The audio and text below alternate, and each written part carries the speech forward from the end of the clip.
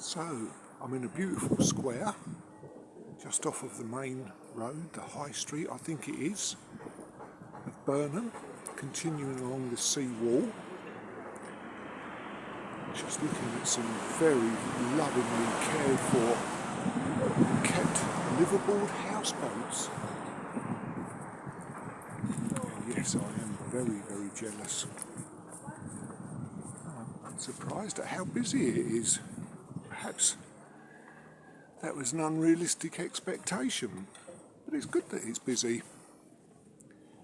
Just read up on some of the history, certainly of these old houses, and they were built on the proceeds of oyster fishermen. And I wonder if that's got a nautical past to it. It's a very, very long, interesting history. I find it interesting history of oyster fishing along here, along these rivers, right the way up to Colchester and Felixstowe. It was known as the Gold Coast. And William the Conqueror came over in order to reward the barons who'd aided his conquest. He apportioned parts of the coastline that were much appreciated for their oyster fishing beds to them. They became manorial. Goldhanger, for instance, Mayland Sea, at one time, way back then, were manorial manors, and the currency, or the value of them, was worked out in oysters, and the yield of the oysters is a very sad part of history. So up until about 40, 50 years ago, there was a still surviving oyster trade. But there were a couple of diseases that came in on introduced, imported oyster stocks,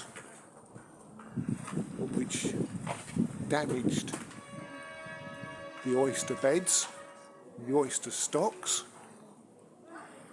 and they were recovered from, but they never came back in the full glory or the full capacity that they were prior to this. And then, when petrochemicals came along, the final death knell for the oyster beds. Bear in mind, oysters need a very, very specific set of circumstances to grow in and to thrive in. So the farmers, in order to boost the prosperity of the country, to feed the country after the Second World War, started spraying and fertilising their fields with petrochemicals, which then washed off into the estuaries, and the oysters had no tolerance for them, and that sounded their death knell. But there was a time when this was known as the Gold Coast because of the riches that could be gained from carp fishing for the oysters, sending them up to London and to various other markets as well.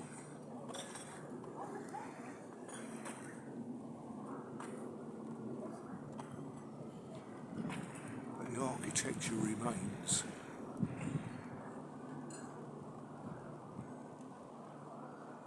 There are people that are aware enough of the history to want to keep it alive, to keep it told.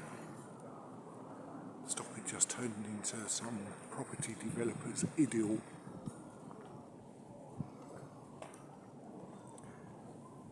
Just up ahead, we're going to come to the end of the sea wall walk.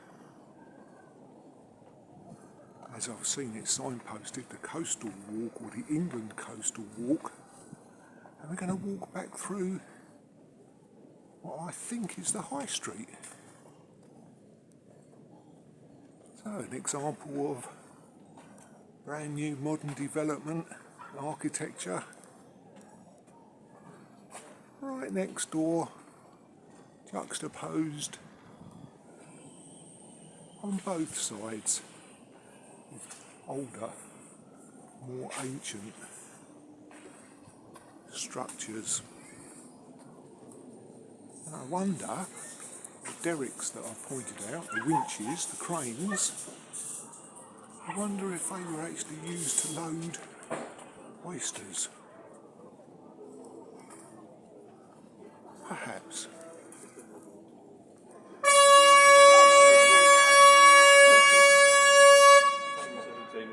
And that is a siren, a horn, from what we can see in front of us, the yacht club. We seem to be having some sort of nautical event at the moment. How nice. And I think that's where that sounded from. And hello there. What a lovely day for it.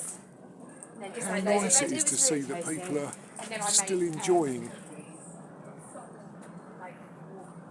the water, keeping that marine culture alive. So the building with the cladding around it and the scaffolding, I don't think is the yacht club. I think the lady that waved to us. 600 it? Yes, and the sign above the door tells us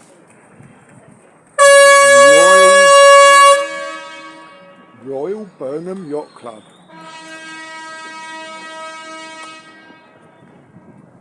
Wow. So that's not something I expected to see or hear today.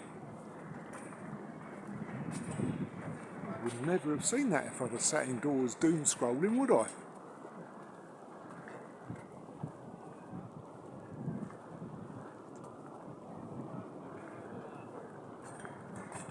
So in a little while we're going to come off of the sea wall and head back